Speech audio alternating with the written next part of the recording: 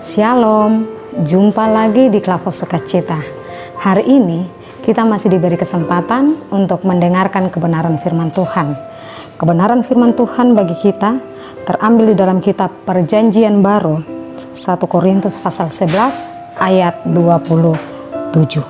Sebelum kita membaca bagian firman Tuhan, terlebihlah kita berdoa meminta hikmat kuasa daripada Tuhan. Marilah kita berdoa.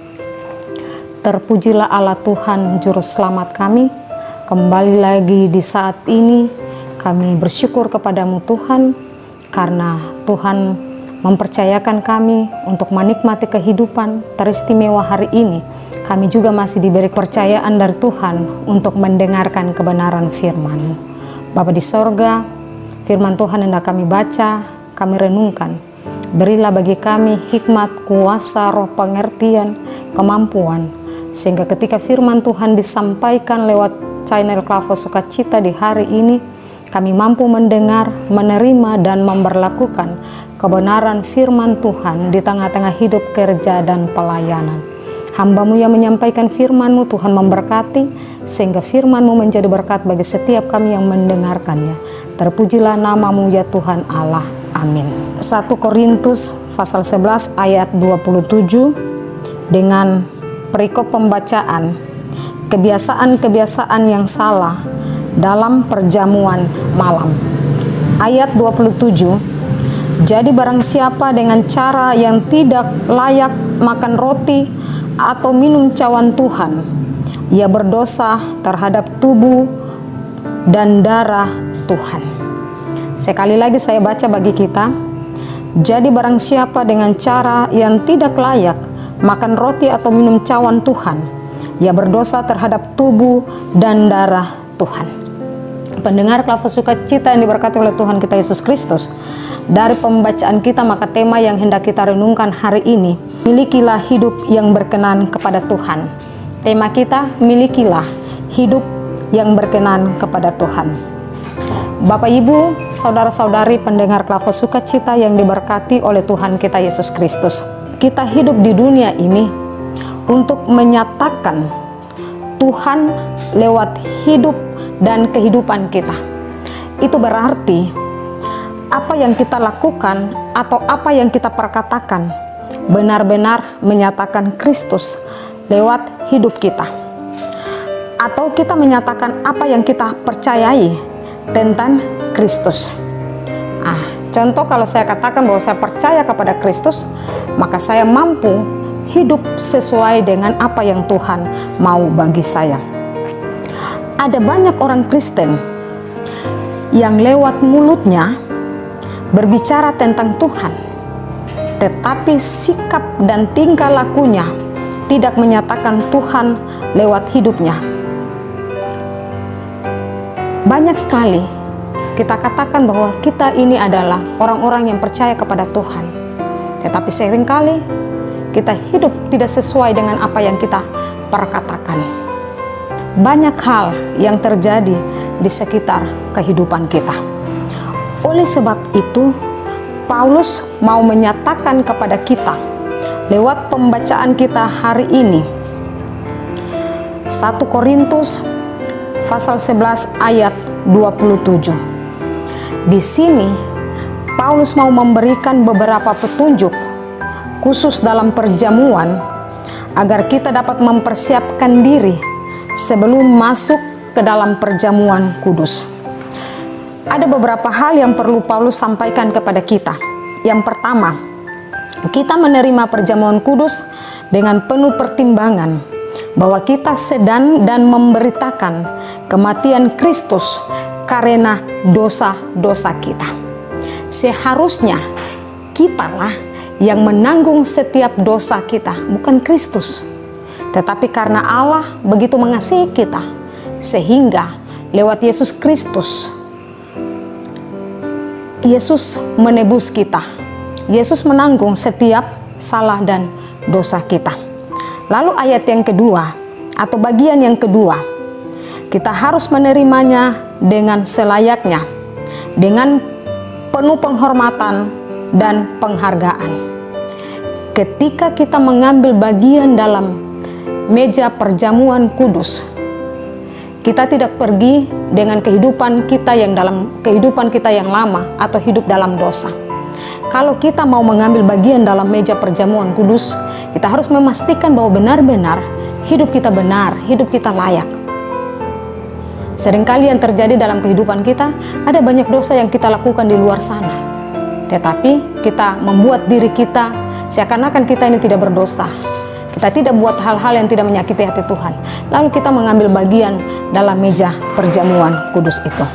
Yang ketiga, kita harus menguji diri kita sendiri, membereskan setiap dosa-dosa atau ada dosa-dosa yang belum kita akui.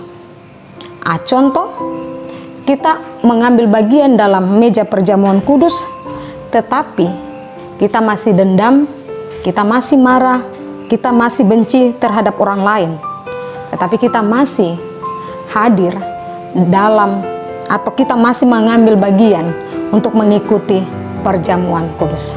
Sesungguhnya Bapak, Ibu, dan saya atau kita sebagai orang-orang yang percaya, ketika kita mau menyatakan Kristus dalam kehidupan kita sesuai dengan pembacaan kita seperti yang Rasul Paulus katakan kepada jemaat di Korintus, bahwa ketika Yesus sudah mati, bangkit untuk menebus kita, maka respon kita juga harus memberikan yang terbaik kepada Tuhan.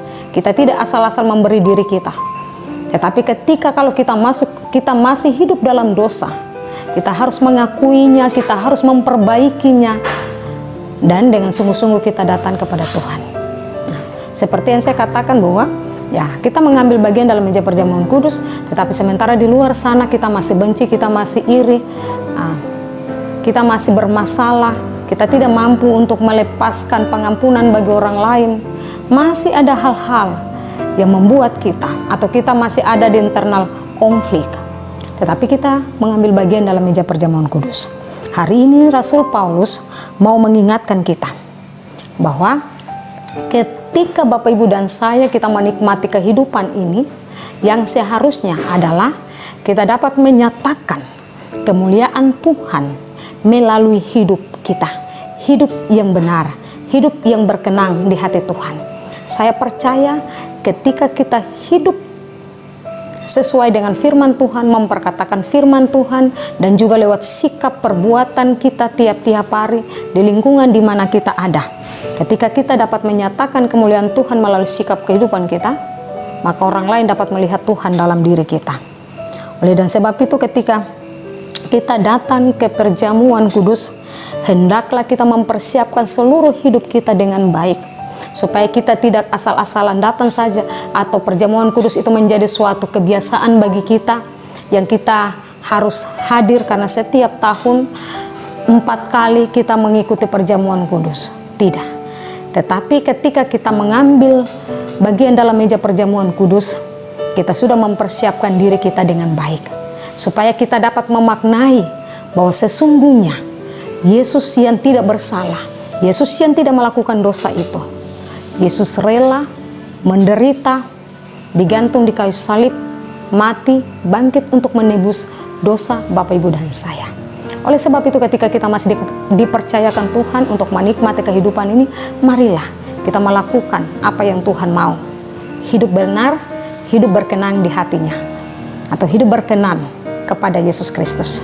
Maka saya percaya bahwa kehidupan kita diberkati oleh Tuhan. Tuhan memberkati kita lewat kebenaran firman-Nya di hari ini. Amin. Marilah kita berdoa. Bapa di sorga, di hari ini kami bersyukur kepadamu Tuhan, karena kami diingatkan oleh kebenaran firman Tuhan. Rasul Paulus berbicara kepada jemaat di Korintus, tetapi juga relevan bagi kehidupan kami. Firman-Mu mau menyatakan kepada kami bahwa ketika kami hidup, kami dapat menyatakan kuasa Tuhan di tengah-tengah kehidupan kami. Kami dapat menyatakan hal-hal yang benar, hal-hal yang berkenan di hati Tuhan.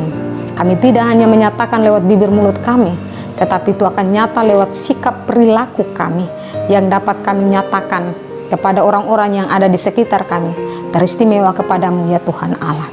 Oleh dan sebab itu Tuhan, Roh Kudus-Mu senantiasa menolong, menguatkan, memampukan kami, sehingga kami mampu untuk memberlakukan kebenaran firman-Mu di setiap kehidupan kami. Ada banyak hal yang membuat seringkali kami akan lupa, kami acuh tak acuh, kami tidak peduli untuk mendengarkan firman-Mu. Tetapi Tuhan, mari Tuhan taruh roh dalam setiap kehidupan kami, sehingga kami peka untuk mendengarkan firman-Mu. Tidak hanya mendengar tetapi melakukannya lewat kehidupan kami. Terima kasih Tuhan, setiap kami yang mendengarkan firman-Mu lewat channel Klavo Sukacita, Tuhan terus memberkati kami, sehingga kami juga menjadi berkat bagi orang-orang yang ada di sekitar kami melalui kehidupan kami.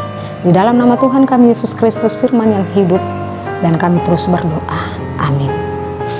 Shalom.